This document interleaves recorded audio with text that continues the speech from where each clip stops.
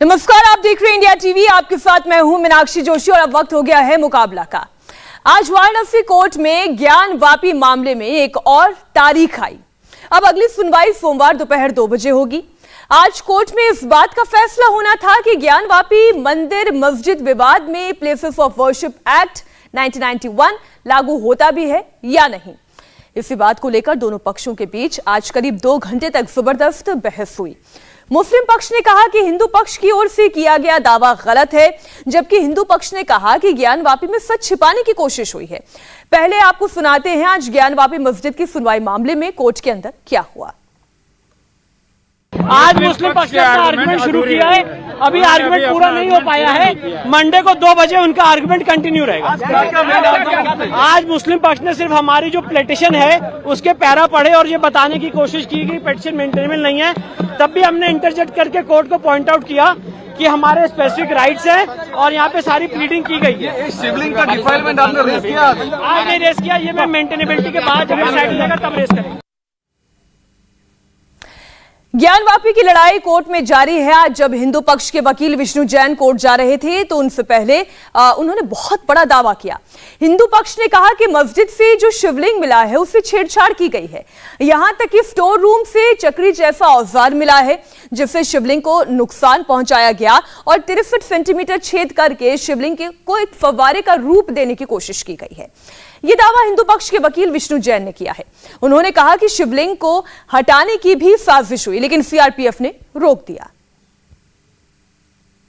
एक चक्री पाई गई वहाँ पर, क्या है उसकी पूरी मामला? देखिए, जो शिवलिंग था वो मुस्लिम पक्ष के कब्जे में था और जो ये फव्वारा कह रहे हैं उसको एक्चुअली डैमेज किया है इन्होंने और फव्वारे में 63 सेंटीमीटर जो छेद पाया गया, जो एडवोकेट कमिश्नर साहब ने भी कहा है, वो छेद इन्हीं लोगों ने किया है। उसके ऊपर एक चक्री टाइप की चीज इन्होंने रखी थी। जो आप सीमेंट का 5 खांचा देख रहे हैं वो इन्हीं लोगों का किया हुआ है और जो चक्री है वो इनके स्टोर रूम में है।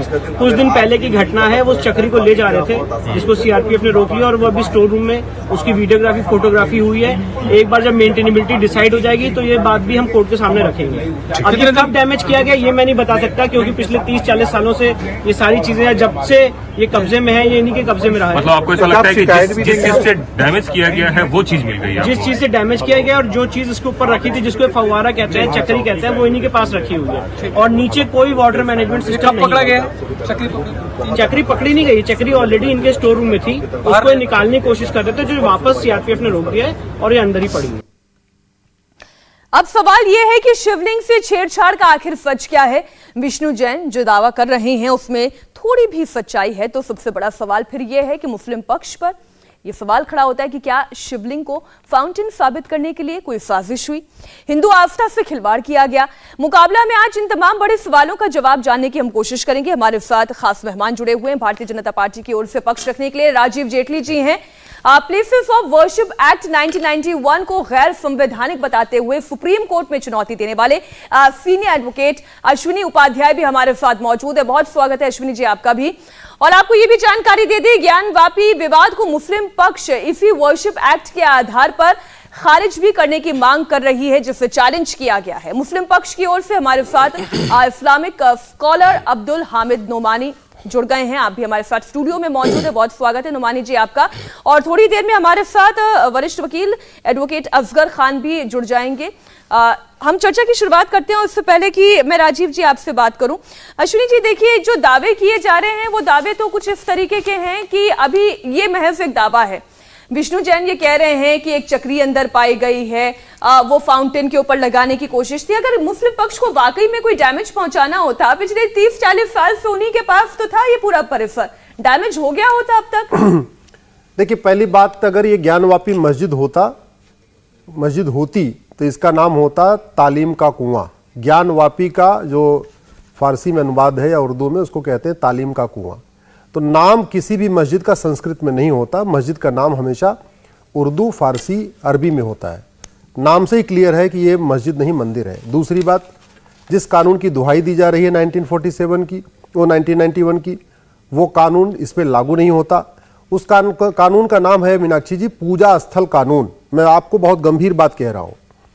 इस कानून का नाम है पूजा स्थल कानून। तो पूजा स्थल कानून, जो लोग पूजा स्थल कहते हैं इस ज्ञानवापी को, वो लोग अपने पक्ष में अगर इसको अप्लाई करते तो बात समझ में आती है। जो लोग कहते नहीं ये तो मस्जिद है अर्थात प्रार्थना स्थल है, ये प्लेस ऑफ प्रेयर है, प्लेस ऑफ वर्शिप नहीं है बल्कि प्लेस ऑफ प्रेयर है, वो इसको समझ में नहीं आ रहा कैसे यूज कर रहे हैं। अरे जिनको जो लोग कहते हैं कि पूजा हराम है, पूजा स्थल पे जाना हराम है, वही लोग पिछले हफ्ते 10 दिन से पूजा स्थल कानून। अश्विनी जी, आप तो दो शब्दों के फेर में कंफ्यूज कर दे रहे हैं। Places of prayer, places of worship, जमीन आसमान का अंतर है Meenakshi ji. Places of prayer, places of worship में जमीन आसमान का अंतर है।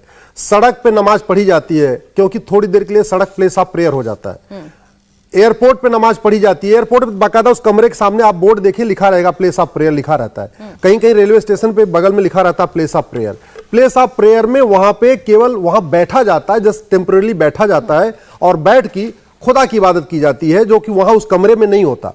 प्लेस ऑफ वर्शिप उसको कहते हैं जहां पे मूर्ति की स्थापना हो, विधि विधान के साथ प्राण प्रतिष्ठा हो, उसके बाद वहीं पे उनका पूजन हो, वहीं उनको जलाभिषेक हो, वहीं उनका भोग लगाया जाए, सब कुछ किया जाए। तो मंदिर और मस्जिद में यह अंदर है कि मंदिर में एक बार प्राण प्रतिष्ठा हो जाती है, मैं रिलीजियस कैरेक्टर की बात कर रहा हूं, एक बार मंदिर की प्राण प्रतिष्ठा हो गई, मूर्ति की प्राण प्रतिष्ठा हो गई, उसके बाद आप वहां नमाज पढ़िए कोई फर्क नहीं पड़ेगा, आप उसका गुंबद तोड़ दीजिए कोई फर्क नहीं पड़ेगा, दीवार तोड़ दीजिए कोई फर्क नहीं पड़ेगा, नींव की ईंट उखाड़ दीजिए कोई फर्क नहीं पड़ेगा, जब तक कि मूर्ति का विसर्जन नहीं होगा वो मंदिर का मंदिर रहेगा। और प्लेस ऑफ प्रेयर एक टेम्परेरी प्लेस होता है। सुप्रीम कोर्ट की 5 जजों की बेंच इस्माइल फारूकी केस में 1994 में कह चुका है mask is not essential practice of Islam, मस्जिद इस्लाम का अभिन्न हिस्सा नहीं है। और अभिन्न हिस्सा होता तो अरब देशों में जहां से इस्लाम शुरू हुआ वहां पे सड़क चौड़ा करने के लिए, स्कूल बनाने के लिए, हॉस्पिटल बनाने के लिए, ऑफिस बनाने के लिए और इवन सरकारी शॉपिंग मॉल बनाने के लिए मस्जिद तोड़ा नहीं जाता। इसलिए मैं कह रहा हूं प्लेस ऑफ वर्शिप का मतलब पूजा स्थल, जहां पे वहीं पे बैठ के भगवान की वहीं पे भगवान होते हैं, वहीं विराजमान होते हैं, पूजा होती है। और प्लेस ऑफ प्रेयर का मतलब सिंपली प्लेस है, वहां बैठ के आप पूजा कर सकते हैं। आपके इस स्टूडियो में भी आपको कोने पे कई जगह बना दीजिए कि भाई अगर किसी को अपनी इबादत करना हो जाके वहां कर ले, तो वो जगह जहां पे किसी ने बैठ के मस्जिद पर नमाज पढ़ लिया वो मस्जिद नहीं हो जाएगी।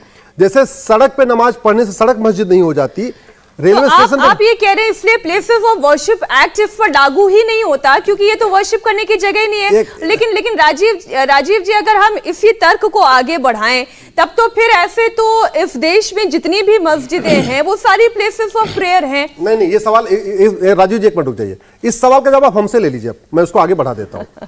बड़ी सीधी सी बात है मीनाक्षी जी, जिन स्थानों का जिक्र वेद पुराण गीता रामायण रामचरितमानस में है और उन स्थानों पे एक बार अगर वहां प्राण प्रतिष्ठा हो चुकी है, अब वहां गुंबद बदलने से मस्जिद नहीं होना बनेगा। मैं आपको बार बार कह रहा हूं, रेलवे के कोच में लोग नमाज पढ़ लेते हैं, क्या रेलवे कोच मस्जिद हो जाता है क्या? मैंने ये आपकी बात मान ली, मैंने आपकी बात मान ली कि रेलवे स्टेशन ना मस्जिद बन जाती है, ना एयरपोर्ट मस्जिद बन जाती है, ना सड़क मस्जिद बन जाती है।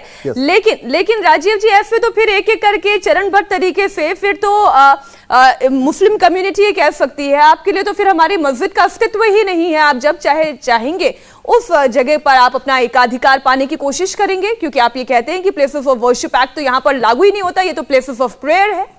देखिए मीनाक्षी, सब्जेक्ट बहुत अलग है। अभी मैं इस बात में नहीं जाना चाहता कि प्लेसेस ऑफ वर्शिप और प्लेसेस ऑफ प्रेयर, मैं इस बात में जाना चाहता हूं कि देखिए एक बड़ा खुली किताब है और पूरी खुली किताब आप तो रोज टीवी चैनल के ऊपर इसके ऊपर डिबेट कर रहे हैं।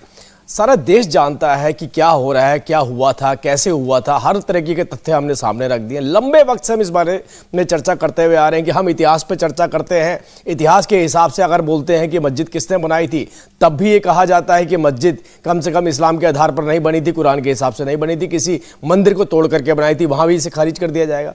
अगर हम इससे आगे बढ़ते हुए कहते हैं कि धर्म के आधार पर बनाई गई, तो धर्म के बारे में मैंने कई बार चर्चा करी है। धार्मिक रूप से भी आपके पास वो अधिकार नहीं कि ऐसी जगह के अंदर आप नमाज पढ़े जाकर के।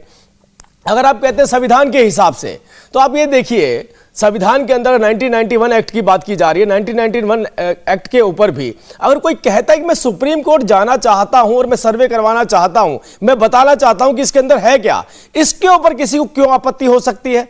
बात यहां पर यह नहीं है कि वहां पर मंदिर है और कैसे मस्जिद बनी थी। बात यहां पर यह है कि यह अपने आप में प्रूव कर देता है कि न्यायालय के न्याय आने से पहले पहले सामाजिक रूप से जो धर्म के जानकार हैं, इस्लाम के जानकार हैं, उन्होंने इस बात को कबूल कर लिया कि वो मस्जिद नहीं थी। अगर उन्होंने इस बात को कबूल ना किया होता तो एक बार भी ये चुनौती ना देते कि अंदर जाकर सर्वे नहीं करवाना चाहिए। ये तो राजीव जी आप कह रहे हैं कि मुझे नहीं पता, मैं तो जितनी डिबेट यहाँ पर इस पूरे मुद्दे पर करा ली है, जितने इस्लामिक स्कॉलर आकर बैठे हैं उन सब लोगों ने यही कहा कि नहीं ये तो मस्जिद थी है और कयामत तक मस्जिद रहेगी। नहीं, मैं अगर ये कह रहे हैं स्कॉलर, मैं देखिए दो बातें, अब इस टाइम हमारे साथ लीगल एक्सपर्ट भी हैं, मुझे लग रहा है 3 तो कानून के जानकार हैं, इसीलिए कह रहा हूं इस टाइम हमारे साथ लीगल एक्सपर्ट भी हैं और जो इस्लाम के जानकार हैं वो भी हैं।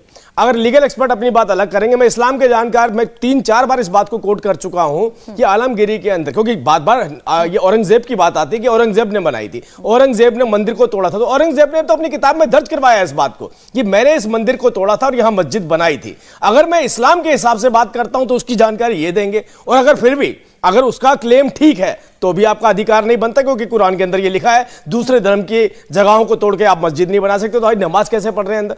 अगर ये कहते हैं कि मैं कानूनी रूप से इस बात को रखना चाहता हूं, तो क्योंकि कानून के एक्सपर्ट भी हैं, वो भी इस्लाम धर्म से आते हैं, अगर ये उसे भी कहते हैं, एक सवाल नुमानी जी से एक सवाल पूछ लीजिए कि मस्जिद पूजा स्थल है प्रार्थना स्थल, ये क्लेरिफाई कर लीजिए। चलिए, तो 2 सवाल नुमानी जी आपके लिए। पहले तो ये कि क्या आप इस बात को मानते हैं कि वहां पर मंदिर को तुड़वाकर मस्जिद बनवाई गई, जो बात राजीव जी कह रहे हैं, और दूसरी बात वो प्लेसेस ऑफ वर्शिप है या प्लेसेस ऑफ प्रेयर है?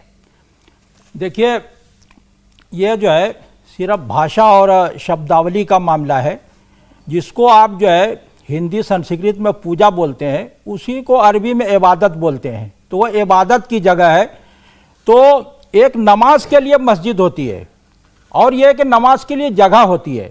अगर वो वक्फ नहीं है या किसी ने उसको दिया नहीं है, तो अगर कोई आदमी नमाज पढ़ लेगा तो वो जो उसकी जगह नहीं होगी, स्वामित्व में वो शामिल नहीं है। लेकिन अगर नमाज के लिए कोई जगह जो है तय करके बनाई गई है, जिसको मस्जिद कहते हैं, मस्जिद का मतलब है जो तो ये तय करके बनाई गई है या मंदिर तोड़ के बनाई गई है, दूसरा पहलू ये है। नहीं, हम जो है इसको नहीं मानते हैं। नहीं, ये जमीन वक्फ है या नहीं, मैं तो आपसे ये पूछ, देखिए जमीन जो है वक्फ करने का जो है वो 3 तरीका है। एक जो है जो सत्ता में है वो अगर किसी के लिए अलाट कर दे, या किसी की जाती चीज है निजी है वो अलाट कर दे, या जो कोई जबानी कह दे या लिखित रूप में दे, ये तीनों तरह जो है वो जमीन जो है वक्फ हो जाती है। ज्ञानवापी के साथ क्या हुआ, आपका क्या अच्छा, दूसरी बात औरंगजेब का देखिए, इतिहास का जो हवाला देते हुए आलमगीर पूरी किताब का जो जिक्र अरे भाई, मैं जो है भारतीय दर्शन का भी विद्यार्थी रहा हूं और मैं पढ़ाता भी हूं और इस्लामियात का भी विद्यार्थी रहा हूं।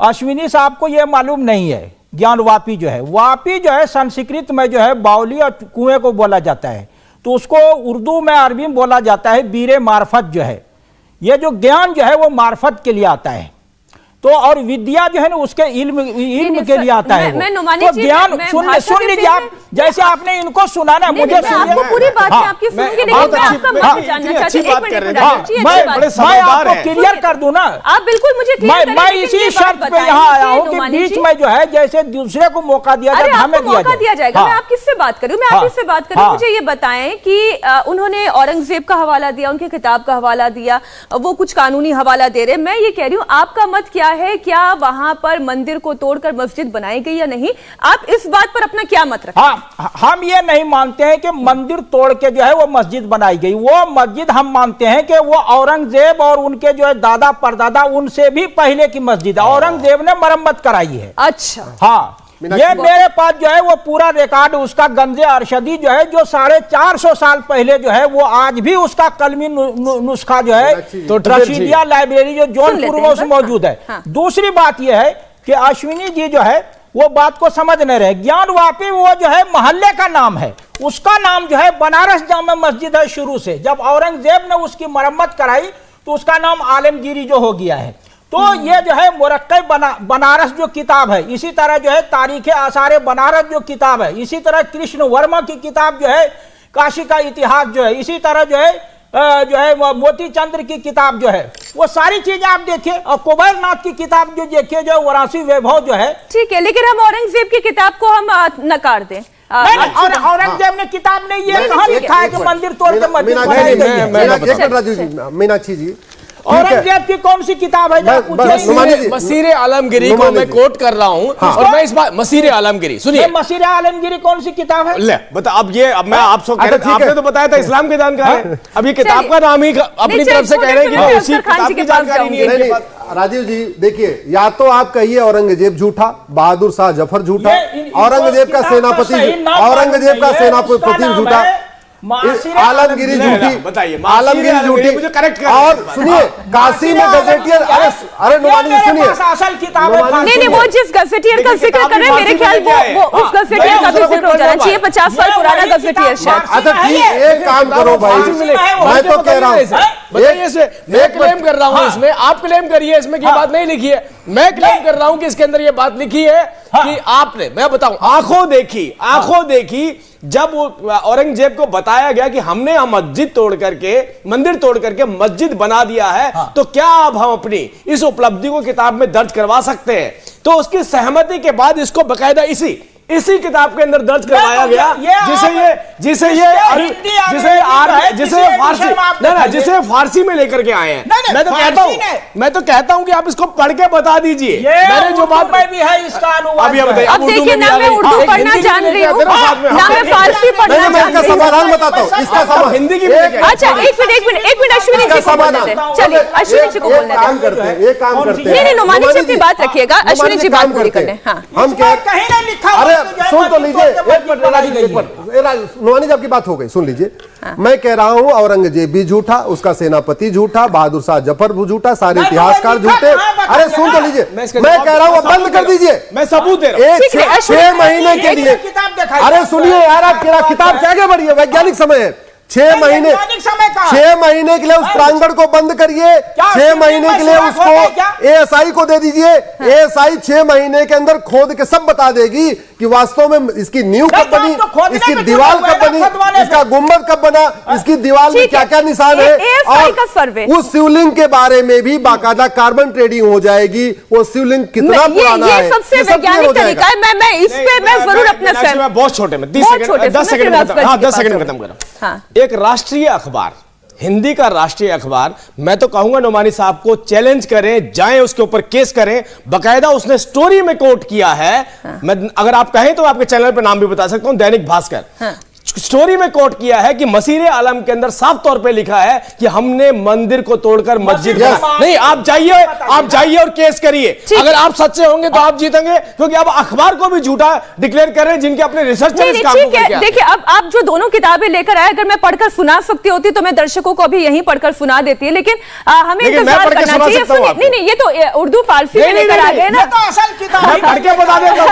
ईरान की जो है, अच्छा ठीक है, लेकिन मैं ये कहती हूँ वैज्ञानिक काल है, इसमें कोई दो राय नहीं। नुमानी साहब आप भी मानेंगे, असगर खान साहब आप भी मानेंगे, एक कार्बन डेटिंग हो जाए, एएसआई का सर्वे हो जाए, इसमें क्या आपत्ति है?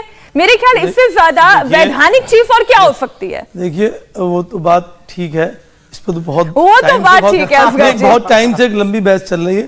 खैर, जिस वक्त में आया तो एक खास बड़ा सवाल ये था कि हम कहीं भी नमाज पढ़ सकते हैं, हम सड़क पे, एयरपोर्ट पे कहीं भी नमाज पढ़ा, और जहां नमाज पढ़ी जाती है वो जरूरी नहीं कि वो मस्जिद हो। एक मेरा सवाल है, क्या पूजा सिर्फ मंदिर में हो सकती है, उसके बाहर नहीं हो सकती? क्या आपके घरों में पूजा होती है? एक मिनट पहले बात सुन लिए या बोल लीजिए, फिर हम नहीं बोलते। बात पूरी कर ले। पूजा सिर्फ मंदिर में हो सकती है, क्या घरों पे होती है या नहीं, घरों पे हो सकती है या नहीं? ये हर इबादत का तरीका है, ये सिर्फ एक मजहब के इस्लाम या पूजा या नमाज के लिए नहीं है, सब उनके लिए। लेकिन इबादत गाहें होती हैं 1969 से जहां नमाज हो रही है। मैं आपसे पूछता हूं वो जगह क्या होगी, मंदिर होगी या मस्जिद होगा? आपकी आजादी के बाद भी, चलिए आप 18 सितंबर 1991 को प्लेस ऑफ वर्शिप एक्ट आपके पार्लियामेंट ने मनाया, मैं सरकार का किसी का नाम नहीं ले रहा, और उस पर सिर्फ इतना नहीं, सुप्रीम कोर्ट जो हिंदुस्तान की सबसे आला कोर्ट है, सबसे बड़ी कोर्ट है, उसने उस पर मोहर लगा दी। ठीक, उसके बाद फिर भी आप गए। और एक और बता दूं, इन एडिशन टू, आप सुप्रीम कोर्ट में गए, सुप्रीम कोर्ट में आज भी वो पेंडिंग है, सब जुडिस है, उसके बारे में हम ज्यादा कुछ कहना नहीं चाहते, लेकिन कहीं उसको अगर सुप्रीम कोर्ट ने उस वक्त सोचा होता कि भाई इसमें कोई थोड़ा सा भी आपकी बात में दम है, तो कोई इंटरिम ऑर्डर तो पास होता। अच्छा, मैं दो बातें सुन लीजिए, मेरी बात सुन लीजिए। कोई वर्डिक्ट, कोई ओपिनियन, कोई एडवाइस, कोई ऑर्डर, कोई जजमेंट कुछ नहीं है। आप गई तो सबका राइट है, मेरा राइट है। मैं जब जाता हूँ कोर्ट तो आप कहते हो अरे साहब कोर्ट क्यों चले गए? नहीं, अरे बेशक आप कोर्ट जाइए। नहीं, सुनिए। हालांकि इसमें मैं एक टेक्निकल चीज जो मेरी समझ में आ रही है, इनको करना ही चाहिए था। इनकी सरकार है, सर्वे करा लेना चाहिए था। ना, इनकी सरकार है जो ये कर रहे हैं यहाँ कोर्टों में, इन्हें पहले पार्लियामेंट में जाके अमेंड कराना चाहिए था 1991। मैं आपसे क्या कह रही हूँ, उसके बाद कोर्ट जाते तो एक सही लगता। सुनिए, फिर मुझे ब्रेक पर जाना पड़ेगा। नहीं, मुझे ब्रेक पर जाना पड़ जाएगा, इसलिए मैं एक मेरी आखिरी बात बदल जाए। एक सवाल है, एक मिनट, बार कहता हूँ, बहुत बार कह चुका हूँ, जिस राजा ने मंदिर तोड़ा उसने शिवलिंग क्यों छोड़ा? अच्छा, इसका कोई जवाब है? सुनिए, आपने उसने, अरे मैं क्या बोल रही हूँ, देखिए दो बातें मैंने कही। सुनिए ना, भगवान कहते हैं आप। नहीं, मैं दो बातें अश्विन जी सुनिए। असगर जी देखिए, आपने मुझे दो बातें आपने बोली। पहली बात आपने ये बोली कि ये अमेंड क्यों नहीं कर लेते लॉ। मैं कह रही हूँ कि कार्बन डेटिंग क्यों नहीं करवा लेते। मैं कहती हूँ कार्बन डेटिंग क्यों नहीं करवा लेते, एएसआई का सर्वे क्यों नहीं करा लेते, पता चल जाएगा 400 साल पुरानी, 1200 साल पुरानी। सुनी जाएगी। सुनिए, आज कोर्ट में दूसरी बात मैंने पूरी बात धैर्य से सुनी। मैंने पूरी बात आपकी धैर्य से सुनी। एक मिनट नौमानी जी। और अब जब आप ये कहते हैं कि केवल मंदिरों में पूजा नहीं होती, आपके घर के मंदिरों में भी पूजा होती है। मैं कहती हूँ देखिए, जो जन्म स्थान है वो तो ईश्वर का बदल नहीं जाता। जो जिस जगह को लेकर मान्यता है वो मान्यता तो नहीं बदल जाती। वो चाहे राम मंदिर, चाहे वो श्री राम लला का जन्मस्थान, चाहे श्री कृष्ण जन्मभूमि की बात हो, जहाँ श्री कृष्ण जन्मभूमि की बात हो, आप इसको मान रहे हैं या नहीं मान रहे? और अपने आप को समर्पित करने की बात ये कि सुप्रीम कोर्ट ने जो फैसला किया हमने उसको माना। सुप्रीम कोर्ट ने लिखा अपने 1140 पेज में लिखा कि यहाँ मंदिर नहीं था, कोई एविडेंस नहीं है, हम आस्था में फैसला कर रहे हैं। माना? मैं क्या बोल रही हूँ, नहीं सर देखिए, जैसे मक्का मदीना की कोई जगह नहीं ले सकता, मक्का मदीना की जगह कोई नहीं ले सकता, मैं उसे कहीं किसी कोर्ट में जाकर चैलेंज नहीं कर सकती। ठीक उसी तरीके से अगर किसी ईश्वर का कोई जन्म स्थान है तो आप उसे कैसे चैलेंज कर सकते हैं? मक्का मदीना में आस्था, अरे ये आपका मत है ना, ये तो आप वही तो बात है। मक्का मदीना की धारणा आपकी धारणा और हमारे श्री कृष्ण जन्मभूमि की धारणा नहीं हो सकती। हिंदू पक्ष की धारणा रामलला जन्मभूमि को लेकर धारणा नहीं हो सकती। ये डबल स्टैंडर्ड है सर। एक छोटे से ब्रेक के लिए हमें रुकना, एक छोटे से ब्रेक के लिए। अरे विचलित क्यों हो रहे हैं सर? मुस्कुरा के बात कर रही हूँ, मुस्कुरा कर जवाब दे।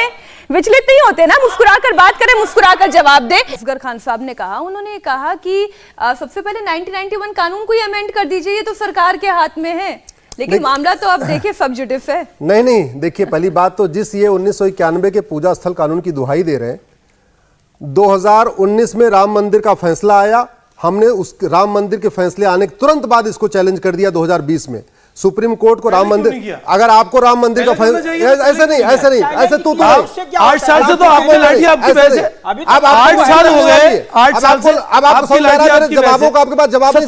70 साल से क्या होता है? चलिए 1991 एक्ट भी जब लागू किया गया, पार्लियामेंट में जिसकी बहुमत की सरकार थी उसने वो लागू करवा लिया। बीजेपी ने तब भी वॉकआउट कर दिया था। अगर मैं सही हूं, ये जिस 1900 अरे जिस कानून का पिपीहिरी बजा रहे हैं उस कानून को मैंने चैलेंज किया। सुप्रीम कोर्ट ने मेरी बहस सुनी, उसके बाद सरकार से जवाब मांगा, सरकार का अभी तक जवाब नहीं आया। जवाब नहीं आने का मतलब कि सरकार जो मैंने ग्राउंड रेज किए, सरकार भी उसको मानती है वैलिड ग्राउंड है, नहीं तो अब तक काउंटर आ जाता। सरकार के नहीं, जवाब नहीं आने का मतलब जो मैंने ग्राउंड रेज किया, जिस तरीके से मैंने उसको चैलेंज किया, मौनम स्वीकार लक्षणम, वैसे साइलेंस इज एक्सेप्टेंस।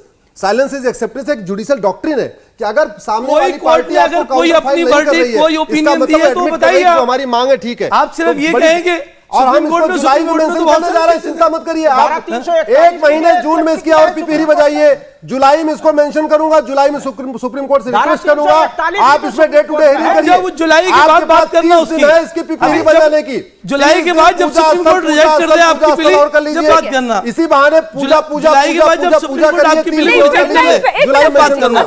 सरकार का मैं इस पर रिएक्शन ले लूं, सरकार क्या चाहती है? देखिए, 1991 एक्ट को अबेंड करना चाहती है, अबॉलिश करना चाहती है, क्या चाहती है सरकार? नहीं, मैं समझ नहीं पा रहा हूँ। सरकार का पक्ष मुझसे लेना था तो लेना चाहिए था आपको। मैं आपको बताना चाहता हूँ इसमें सरकार कहाँ आई। ये तो कानून के जानकार हैं, वकील हैं, कैसे इन्होंने ये बात बोल दी? अगर कोई व्यक्ति कोर्ट के अंदर जा रहा है, कोर्ट सर्वे की इजाजत दे रहा है, कोर्ट ने निर्णय देना है, सुप्रीम कोर्ट में गए, सुप्रीम कोर्ट में जाकर बोला गया कि जिला न्यायालय के अंदर जाइए, जिला न्यायालय उसके ऊपर कार्रवाई करिए, बट इसमें सरकार कहाँ है? सरकार के आपके सरकार जब नहीं है इसके बीच में, तो ये अमेंडमेंट की बात कहां से आ रही है? आप बोलिए मत बीच में, अभी आप ये शोर मत मचाइए, आप वकील है ना, शोर मत मचाइए। मैं आपसे काम की बात पूछ रहा हूँ, उसका जवाब दीजिए। आपने मुझे बोला ये कोई तरीका नहीं है, ये कोई तरीका नहीं है। आप बीच में चिल्लाएंगे, बीच में क्या मतलब हुआ? आपके पास जानकारी की कमी है जो बीच में बोल रहे हैं मेरे। मेरी बात पूरी होने दीजिए, जवाब दीजिएगा। मैं आपसे पूछ रहा हूं, आपने अमेंडमेंट की बात किस आधार पे करी? क्या सरकार ने देना, क्या सरकार ने कोई दलील दी? क्या सरकार कोर्ट में गई? सुनिए, पहले बात बताइए मेरी। आप कानून के जानकार हैं ना, बताइए। कानून के हिसाब से बात पूछिए ना। क्या सरकार बताइए, कोर्ट में अगर कोई जब वो अगर एग्जिस्ट करता है, प्रार्थना का अधिकार है तो उसे जाने का अधिकार है। का कहना है न्यायालय में जा रहा का हिस्सा है, है, सरकार के पास नहीं आ रहा, न्यायालय में जा रहा है। न्यायालय में उसकी लड़ाई उपाध्याय जी लड़ रहे हैं, उसकी लड़ाई जैन साहब लड़ रहे हैं, वो लड़ रहे हैं, वो भी अभी तक जो वर्डिक्ट है सुप्रीम कोर्ट की वो ये है कि वो हमारे कॉन्स्टिट्यूशन का हिस्सा है या नहीं है? बताइए, आप बताइए ना, है? अभी तक सुप्रीम कोर्ट का ये कहना है वो हमारे कॉन्स्टिट्यूशन का हिस्सा है। 1991 भाई 1991 को भी अगर कोई चैलेंज करेगा तो कोर्ट में जाकर क्या करेगा? अरे भाई, ये सुप्रीम कोर्ट। तो इतिहास की एक किताब का बार बार हवाला दिया जा रहा है और ये किताब आलमगिरी है। और मेरे ख्याल से मैं सीधा नुमानी जी आप ही के पास आ जाती हूँ। अब मुझे ये बताइए, ये दो किताबें हैं, मैं पहले दर्शकों को बता दूं, ये जो किताब नुमानी साहब बता रहे हैं कि ये किसमें, एक ही किताब है, वो तो ट्रांसलेटेड, ये आपकी फारसी में लिखी हुई है और ये आपकी इसका उर्दू तर्जुमा है, ठीक है। अब आप मुझे ये बताएं कि इसमें कहाँ लिखा हुआ है और क्या लिखा हुआ है ज्ञानवापी मस्जिद या मंदिर के बारे में? नहीं, ये नहीं है, ये सिर्फ नहीं है कि ये सिर्फ बनारस का नाम है कि फरमान के मुताबिक बनारस के बुतखाना को बिल्कुल मुनहदिम कर दिया, यानी ढा दिया है, बस ये लिखा है। बुत खाने को ढहा दिया गया। हाँ, बुत खाना अगर मैं सही समझती हूँ आपकी भाषा में तो ये मंदिर को ही कहते हैं। हाँ, कोई भी पूजा स्थल है, मतलब आप जिस किताब का हवाला दे रहे हैं उस किताब में ये लिखा है कि मंदिर ढहा दिया गया। नहीं, बुत खाना लिखा, सनम खाना। बुत खाना यानी मंदिर ढहा दिया गया है। मैं हिंदी में बोल रही हूँ, ये तो बात साफ हो जाती है। लेकिन मस्जिद बनाने की बात नहीं है ना। मतलब अब ये देखिए, अच्छा ठीक है, इसी किताब का एक मिनट आ रही हूँ। विष्णु जैन भी हमारे साथ जुड़ गए हैं। मैं विष्णु जैन साहब आपके साथ आ रही हूँ। दो ही बातें पूछ रहा हूं। नुमानी साहब, मैं आपसे दो बातें पूछ रहा हूं। सुनिए, मैं एक दो ही बातें पूछूंगा आपसे। क्या इस किताब के अंदर सूबेदार अबुल हसन का जिक्र है? क्या इस किताब के अंदर सूबेदार अबुल हसन का जिक्र है? क्योंकि सूबेदार अबुल हसन ही वो व्यक्ति था जिसने औरंगजेब को ये पत्र लिख करके बोला था कि मैंने मंदिर को तोड़ करके मस्जिद बना दी है। क्या इसके अंदर साकिब खान का जिक्र है, जो उनके समकालीन थे, जिन्होंने इस किताब को लिखा? जिस किताब को आप हाथ में लेकर के बैठे हैं, इस किताब को लिखने वाला व्यक्ति जो है उसका नाम जो है वो साकिब खान था। उन्होंने इस बात, साकिब मुस्तैद खान। तो जब ये दो बातें आप, और ये तो बहुत अच्छी बात है, मैं तो सारे देश से बोलूंगा ये किताब मंगवाइए। और आज मेरे साथ नुमानी साहब हैं, उन्होंने कहा है इस किताब को जरूर पढ़िए, इसका हिंदी अनुवाद पढ़िए, हर मुस्लिम भाई हर देश में पढ़े और देखे कैसे इस देश के अंदर मंदिर को तोड़ करके मस्जिद बनाई गई। कानूनी लड़ाई जारी रहेगी, कानूनी लड़ाई जारी रहेगी, ये नहीं लिखा है। पहली बात जानकारी होनी चाहिए।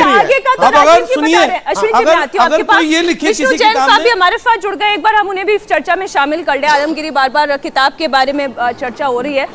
विष्णु जी, बहुत बहुत स्वागत है आपका इंडिया टीवी पर। बहस काफी आगे बढ़ चुकी है और आलमगिरी किताब जो है उस तक का भी जिक्र, मासरे आलमगिरी जो है उस पर भी जिक्र हो चुका है, चर्चा हो गई है। अब मेरा आपसे कहना है कि भाई 30-40 साल तक जो परिसर ऑलरेडी एक पक्ष के कब्जे में था, आप ये कह रहे हैं कि वहां शिवलिंग को डैमेज पहुंचाने की कोशिश की गई।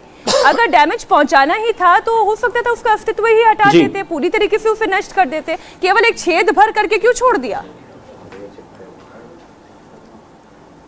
देखिए मीनाक्षी जी, ऐसा बहुत जगह देखा गया है कि जहाँ जहाँ पे हमारी सभ्यता रही है, हमारी संस्कृति रही है और जिसको हम लोग अपने आराध्य और इष्ट देव मानते हैं, उसके साथ किसी ना किसी तरह से खिलवाड़ किया गया है।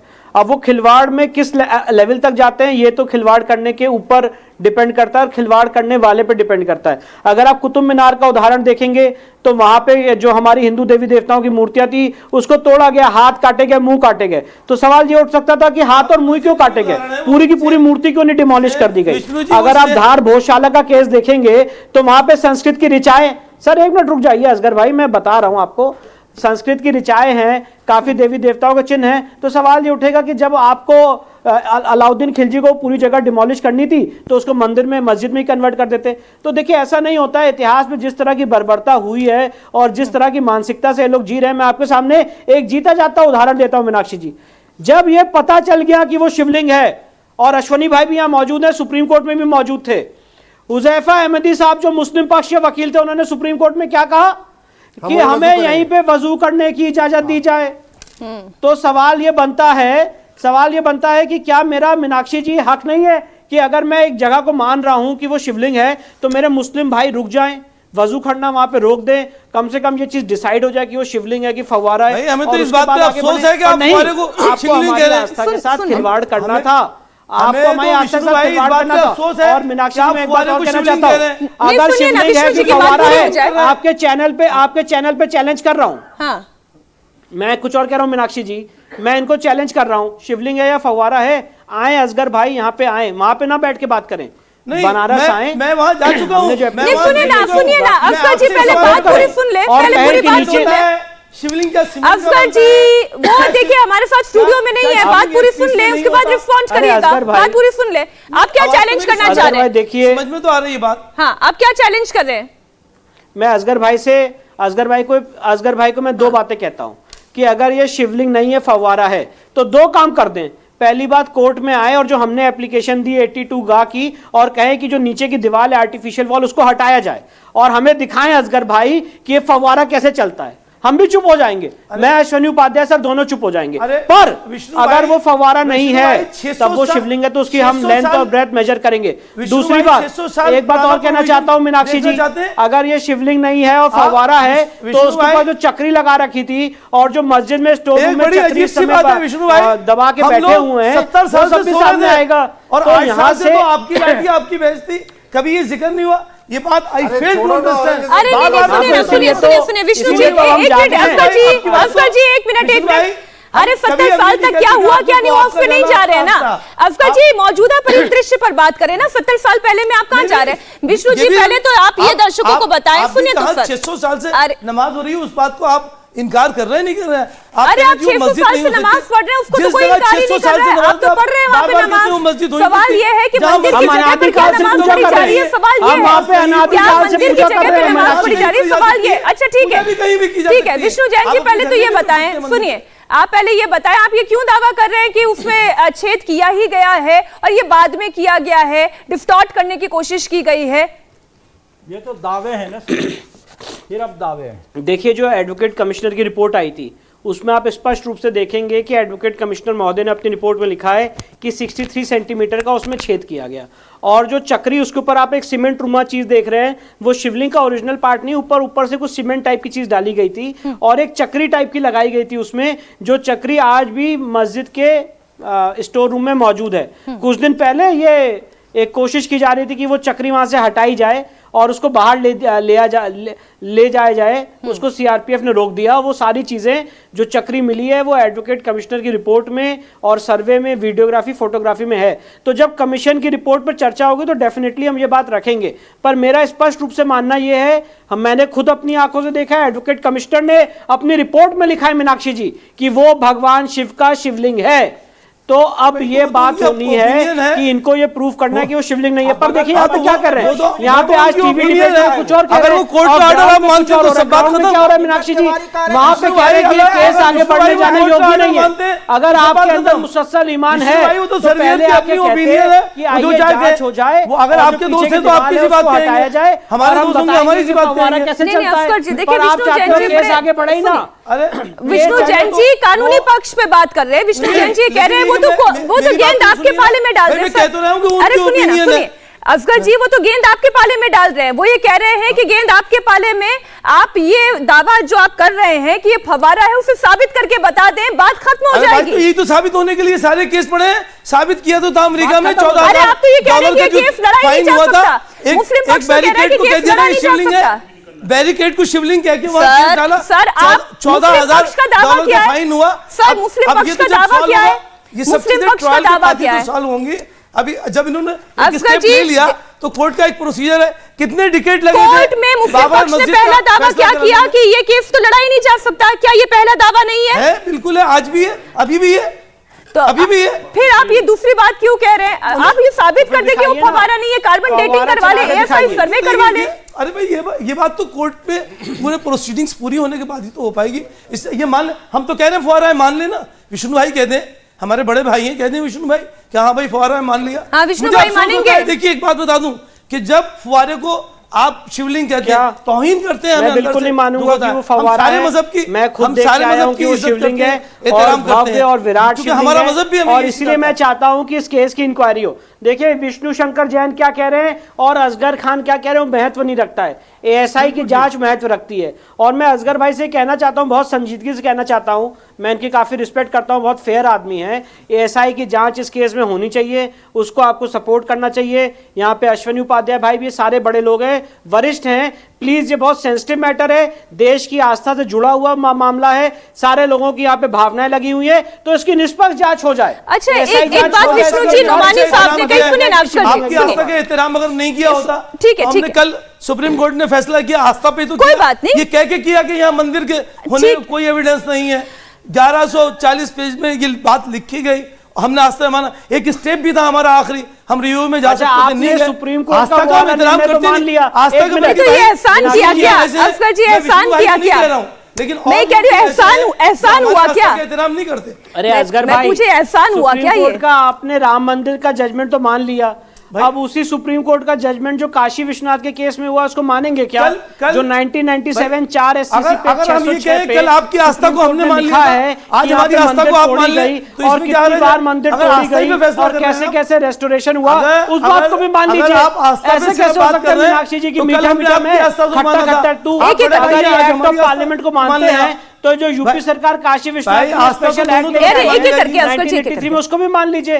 पर हर एक चीज आप अपने हिसाब से अपने हिसाब से नहीं हो सकता। अच्छा ठीक है, ठीक है असगर जी, असगर जी, असगर जी, विष्णु जी विष्णु भाई हिस्टोरिकल रिकॉर्ड से जो ट्रैवलर अकाउंट है उसके आधार पर दिया गया, जिसकी सेक्शन हमारी आस्था को माना था, जिसकी आज हम इनकी आस्था को मानते हैं। एक एक करके ऐसे दर्शकों को बात नहीं समझ में आएगी। असगर जी, ऐसे दर्शकों को बात समझ में नहीं आएगी। अच्छा विष्णु जैन जी, अभी थोड़ी देर पहले नुमानी साहब ने एक और किताब का जिक्र किया और उन्होंने उस किताब का जिक्र करते हुए 2 लाइन उसमें से पढ़कर सुनाए। उन्होंने कहा कि ये औरंगजेब के जमाने में लिखी गई किताब है मर्सी आलमगीरी, और उसमें ये लिखा हुआ है कि बुत खाने को ढहाया गया, लेकिन ये नहीं लिखा हुआ है कि कौन से बुत खाने को ढहाया गया, ये नहीं लिखा है कि उसकी जगह पर फिर मस्जिद भी बनाई गई। तो आप इसको कैसे काउंटर करेंगे? राजीव जी तो बोल रहे हैं कि उस किताब में आगे क्या लिखा हुआ है। देखिए मजलिस आलमगीरी मुझे नहीं पता नुमानी साहब ने कौन सी पढ़ी है। मैंने मजलिस आलमगीरी जो जडूनाथ सरकार ने ट्रांसलेट किए पर्शियन से उसको पढ़ा है। मैंने मजलिस आलमगीरी का वो कोट पढ़ा है जो जेम्स इलियट ने लिखा है अपनी किताब हिस्ट्री ऑफ इंडिया पे, और वो हमने अपने सूट में लगाया भी है। अब अगर आप उसको नहीं पढ़ना चाहते हैं, आप कंफ्यूजन क्रिएट करना चाहते हैं, तो ये आपकी मर्जी है। ये हिस्टोरिकल रिकॉर्ड है, इसको हम कोर्ट में प्रूफ करेंगे। पर मेरा स्पष्ट रूप से मत यह है कि औरंगजेब ने मजलिस आलमगीरी के पेज 95 और 96 में स्पष्ट रूप से लिखा है कि जाओ जाके काशी विश्वनाथ के मंदिर को ढहा दो, और फला रबीउल हक को उनको आके रिपोर्ट किया गया बादशाह सलामत को कि काशी की विश्वनाथ मंदिर ढहा दी गई है। और ऐसे ही फरमान मथुरा के लिए भी मौजूद है, और ये दोनों फरमान एशियाटिक लाइब्रेरी रिकॉर्ड भी है। तो अगर आप कुछ और पढ़ना चाहते हैं तो आपकी मर्जी है। नहीं, जो मसले आलमगीरी में आप पढ़ के बता रहे हैं, दोनों से बताइए कितने पेज पे किस तरह नाम लिखा है कि ये बुतखाना डाल दिया गया। आइए कोर्ट में आके एप्लीकेशन कोर्ट में रखिए। आपकी रिसर्च बहुत अच्छी है। नहीं, असगर जी के सवाल का जवाब दें, लेकिन विष्णु जी में कौन सा बुतखाना डाल अच्छा है, कहाँ है, क्या नाम है? बगैर इजाजत के बना लेगा तो उसको नहीं ढाया जाएगा। वो किसकी जमीन थी जहां पे जो है मंदिर बनाया था? आपने वो मीनाक्षी जमीन जी। का कागज पेश किया वहां पे? वो सरकार थी, उन्होंने जब बगैर पूछे बना लिया तो उसको ढा दिया है। लीजिए, अब तो जमीन पर ही मसला आ गया कि हाँ, मंदिर बिल्कुल आएगा।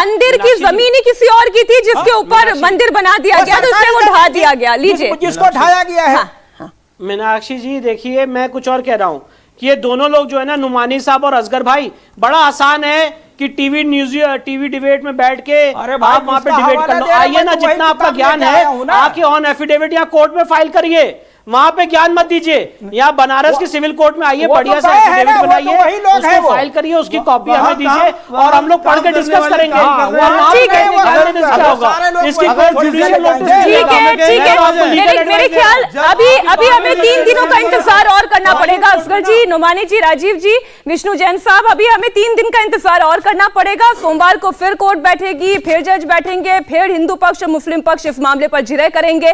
तो अब केवल सोमवार तक का इंतजार आपको इस मामले पर और करना है। इंडिया टीवी हर वक्त हर जगह डाउनलोड करने के लिए सर्च करें India TV news Google play store या ऐप स्टोर पर।